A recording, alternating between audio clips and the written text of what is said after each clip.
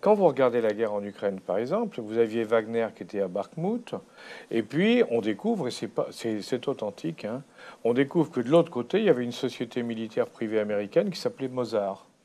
C'était Mossad contre Wagner, à Bakhmout.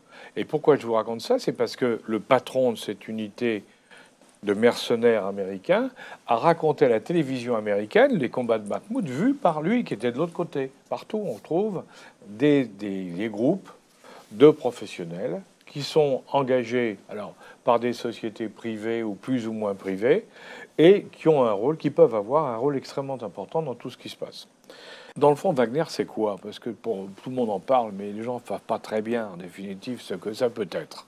Wagner, c'est d'abord une constellation de sociétés. Il n'y a pas une société Wagner, stricto sensu, qui a des antennes en Russie, qui se bat sur le Donbass, qui intervient en Afrique. En fait, Prigojine, autour de lui, a créé toute une série de petites sociétés qu'on qualifie de manière un peu abusive du nom de Wagner, et qui vont opérer à la fois en Europe, dans la Russie d'Europe, et puis sur l'Afrique. Ce sont autant de sociétés de sécurité, j'ai presque envie de dire qu'il y a de contrats, parce que même pour des questions fiscales et pour des questions d'affaires, il a fait en sorte d'avoir des structures différentes, s'il devait en dissoudre l'une ou l'autre, et aussi parfois pour brouiller les pistes. Donc c'est beaucoup plus une constellation de sociétés militaires privées qu'une société unique, comme on a eu le cas il y a quelques années avec des sociétés américaines, qui a des ramifications partout. Mais c'est la constellation de Prigojine qui est présente sur plusieurs continents aujourd'hui. Le président Poutine a indiqué que Wagner, en définitive, il avait payé Wagner très cher. Donc Wagner, c'était payé par l'État. La problématique, finalement,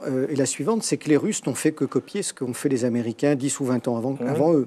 Depuis la fin de la guerre froide, on s'est aperçu qu'il y a eu un double phénomène, une forme de légalisation du mercenariat, parce que pendant longtemps, les mercenaires n'avaient pas de raison sociale, ils intervenaient de manière tout à fait gratuite et illégale, et les Sud-Africains ont été les premiers à créer ces sociétés militaires privées, notamment Executive Outcomes. Oui, et avec Outcome. Ouais. Voilà, ça a permis d'embaucher les anciens militaires, de leur donner un statut, et finalement, au sens propre, on n'avait plus affaire à un mercenariat avec le côté péjoratif du terme qui existait. Les Sud-Africains ont commencé, les Américains ont réagi assez rapidement, d'abord en Bosnie, avec MPRI, où la société MPRI a formé l'armée croate et est intervenue, et les Kosovars. A soutenu les maquis, enfin les Kosovars qui étaient en guerre contre le pouvoir central. Absolument. Et alors là, c'était encore une action indirecte, parce qu'on était plutôt dans la formation, dans l'encadrement, dans la fourniture d'armement et de munitions. Et puis très rapidement, avec les conflits en Irak, en Afghanistan et en Syrie, les Américains ont engagé cette fois des unités militaires privées au sens propre, qui, pour certains, ont participé au combat.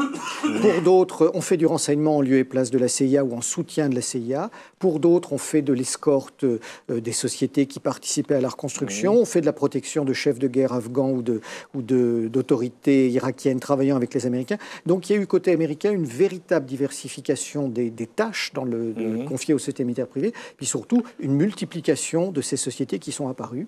Et finalement, ipso facto, les Russes ont fini par copier cela en se disant, mais puisque c'est un nouveau mode d'action qui nous permet à la fois de ne pas être accusés de faire du mercenariat, d'éviter de payer des retraites, parce que c'est aussi une des réalités des armées militaires privées, c'est que les hommes qui sont là sont généralement très bien payés, mais le coût des retraites qui existent dans les armées n'est pas porté par les armées, et les sociétés militaires privées ne les portent pas non plus d'ailleurs. Et le troisième aspect, c'est que ça permet, en multipliant les sociétés militaires privées, aux différents États de mener des actions clandestines en brouillant les pistes ou d'engager une société militaire privée quand l'État ne veut pas intervenir directement en soutien des pays étrangers. Donc ça a finalement rempli toute une série de cases. Mais les Britanniques qui ont très vite embrayé sur ce qu'ont fait les Américains, qui ont créé eux aussi de nombreuses sociétés militaires privées, ont été confrontés à un problème à un moment donné de fuite, notamment des hommes du SAS et du SBS vers le secteur privé, parce qu'ils allaient gagner beaucoup plus d'argent. Et ce qui fait qu'ils leur ont autorisé finalement une année de rupture, une année de disponibilité, comme on dit dans la fonction publique, en leur permettant en cours de carrière au SAS ou au SBS d'aller travailler 1 an dans le privé, pour faire beaucoup d'argent. Mais de revenir pour que les unités ne perdent pas leurs meilleurs hommes et rentabilisent tout l'investissement qui a été fait sur eux en matière d'entraînement. Donc il y a à la fois des vraies problématiques des individus eux-mêmes qui veulent gagner plus d'argent, des États qui veulent éviter de payer des retraites et d'engager leurs forces spéciales, et puis une vraie logique de business aussi de ceux qui ont monté ces sociétés. On est au carrefour vraiment d'une évolution de l'art de la guerre. Je crois que c'est en Irak qu'il y avait, à un moment, il y avait plus de sociétés militaires, de gens des sociétés militaires privées que de militaires proprement dits. Au fur et à mesure que les troupes américaines se retiraient. Par contre, ce qu'on a vu, c'est les exactions de ces unités-là et les dérives. C'est ça. Et les dérives, notamment, et beaucoup plus du côté américain que de nulle part ailleurs. Les Britanniques en ont fait quelques-unes, mais ce sont surtout les Américains qui ont collectionné une série d'exactions dont on ne parle généralement assez peu, notamment en Irak. Ils ont un jour se sont retrouvés dans des embouteillages sur la place centrale de Bagdad alors qu'ils escortaient, je crois, des transferts de fonds, ont cru être victimes d'une attaque et ont finalement tué plus d'une trentaine de personnes autour d'eux pour se dégager de l'embouteillage qui se retrouvaient et pouvoir sortir. Il y a eu un nombre de cas de cette nature assez important. Ils ont été immédiatement rapatriés aux États-Unis et n'ont jamais été poursuivis en justice alors qu'ils ont tué des dizaines d'innocents. Donc Wagner fait des choses qui sont tout à fait comparables, mais encore une fois, on a tendance à mettre l'accent sur ceux que l'on veut dénoncer, alors que parfois notre propre camp occidental a fait bien pire. Et c'est malheureusement la réalité avec les Américains. Mais avec une spécificité très particulière en Russie, c'est que les Russes supportaient mal d'avoir d'autres Russes qui refusaient de jouer les mêmes règles que celles de l'armée russe. Parce que on ne rappelle pas assez souvent que dans ce conflit, il y a une multitude d'unités de toute nature face à face. Il y a des Tchétchènes côté russe et des Tchétchènes côté Donbass. Il y a des unités de volontaires internationaux dans lesquelles on va trouver des Français, des Anglais, des Britanniques, des Italiens côté russe comme côté... Mais l'armée russe accepte plus volontiers les approximations et les comportements non conventionnels d'unités étrangères, qu'elles soient tchétchènes ou syriennes ou occidentales, que d'hommes russes qui sont souvent passés par les forces armées russes et qui refusent de se plier à la règle. Et ça a encore rajouté de l'huile sur le feu dans la relation entre Prigojine et Shoigu et l'état-major russe. La deuxième chose qu'ont fait les Russes et Wagner, comme vous le disiez, c'est finalement de la subversion. Parce que c'est pas il y a bien sûr un peu de communication, mais c'est de la volonté en montant des groupes de communication qui faisaient effectivement de la guerre de l'information offensive, notamment pour s'attaquer aux positions françaises en Afrique. Et nous ne sommes pas les seuls visés. Et d'ailleurs, on peut se dire que malheureusement, dans le contexte actuel, il est presque de bonne guerre que nous soyons visés, vu les relations que nous avons avec la Russie. Mais il y a eu une vraie entreprise. C'est presque là aussi une autre forme d'action de guerre, mais en tout cas de guerre de l'information, qui a été montée par Wagner.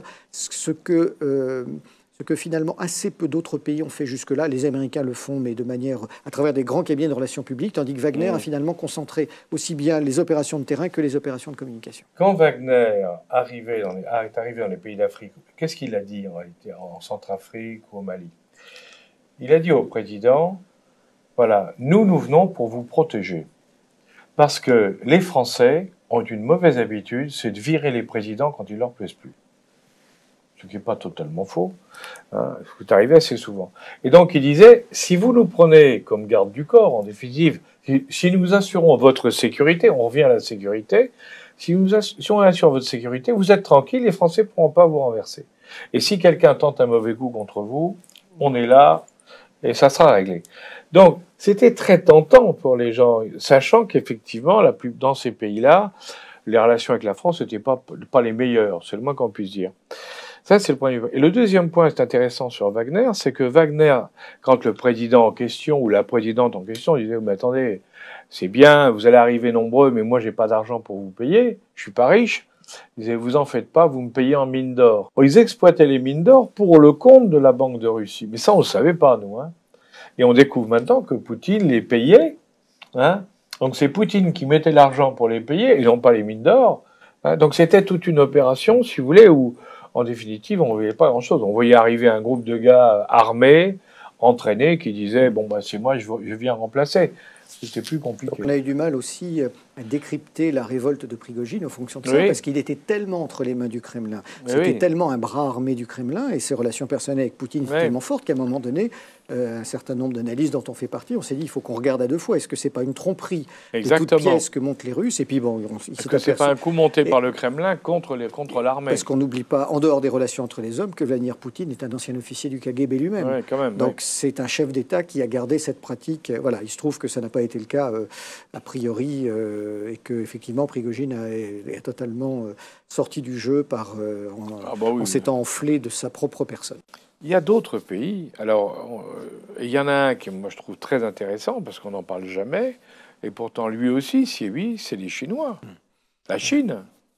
La Chine a énormément développé ses sociétés militaires privées, et on va les retrouver principalement tout au long des routes de la soie, puisque ces routes de la soie, nouvelles routes de la soie, One Belt, One Road, qui partent bien sûr de la Chine pour arriver jusqu'en Europe, traversent des tas de zones de conflit. Oui. Elles sont au nord du Pakistan, elles vont traverser des parties d'Asie centrale, d'Afghanistan, et sur toutes ces zones-là, les Chinois ont confié la sécurité à des sociétés militaires privées, qu'on va aussi retrouver en Afrique, puisque partout les Chinois sont présents pour développer des infrastructures et surtout pour extraire des minerais comme le lithium, le coltan et des matières premières stratégiques. On trouve des sociétés militaires chinoises, encore une fois, composées d'anciens militaires chinois. En dehors de ça, on sait assez peu de choses sur elles. Enfin, on les identifie très facilement, on sait où elles sont.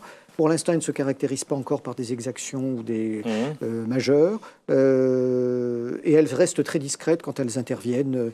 Elles n'ont pas encore défrayé la chronique, à la différence des sociétés militaires privées russes ou américaines. Est-ce que la France n'a pas un train de retard dans cette dimension-là?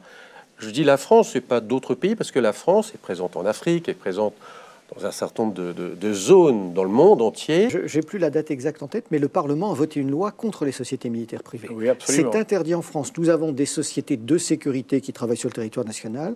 Nous avons des sociétés de sécurité composées d'anciens militaires des forces spéciales qui travaillent à l'étranger en protection des grands chantiers des entreprises françaises, Total, Lafarge, mais en aucun cas. Nous avons des sociétés spécialisées dans la formation d'armées étrangères.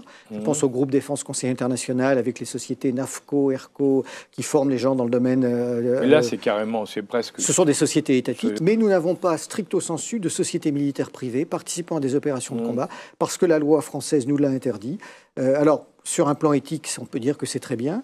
Sur un plan d'influence et sur un plan d'affaires, on s'est tiré une balle dans le pied, puisque beaucoup de sociétés étrangères, et notamment anglo-saxonnes, américaines et britanniques, ont fait énormément de business en Afghanistan, en Irak, donc ont engrangé énormément de fonds.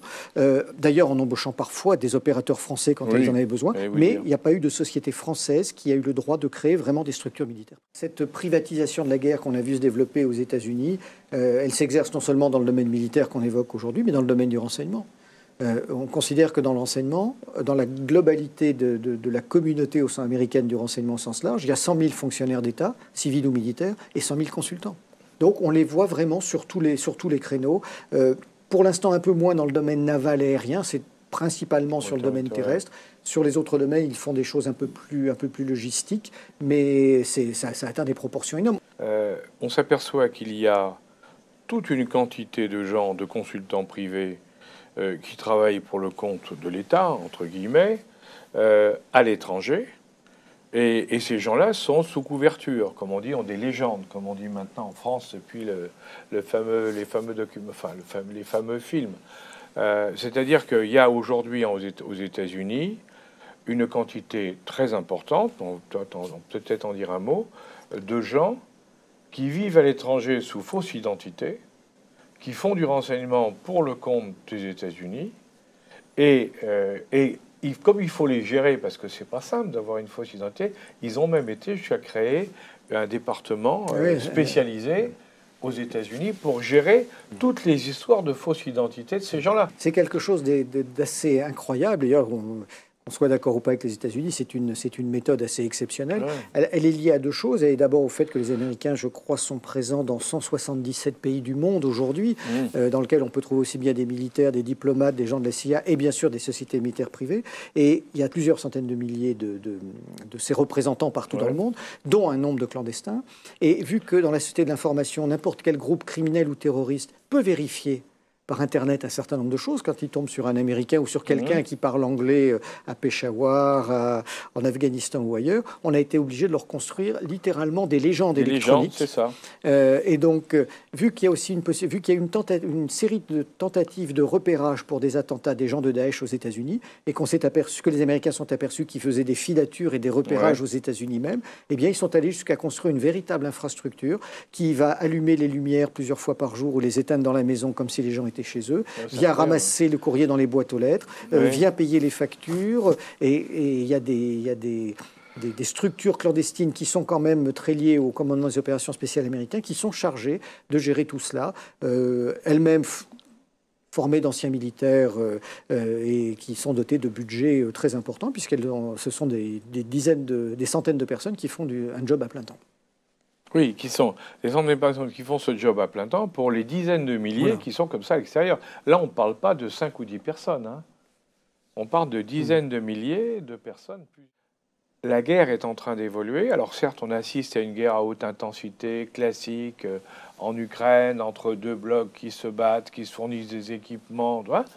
Mais derrière tout ça, il y a une toute autre forme de guerre qui se développe avec des gens, des mercenaires, des gens de tous les pays qui sont utilisés avec des camouflages. On est complètement dans des règles qui n'ont plus rien à voir avec ce qu'était l'engagement normal du militaire.